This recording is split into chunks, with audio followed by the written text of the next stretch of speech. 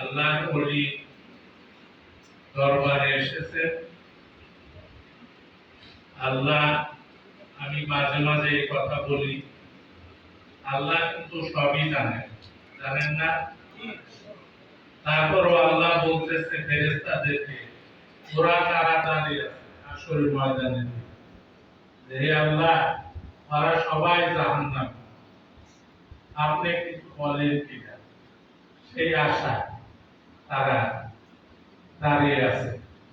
তো ওদেরকে বলো যে ওরা অলির দরবারে তাবারক খেয়েছিল কিনা।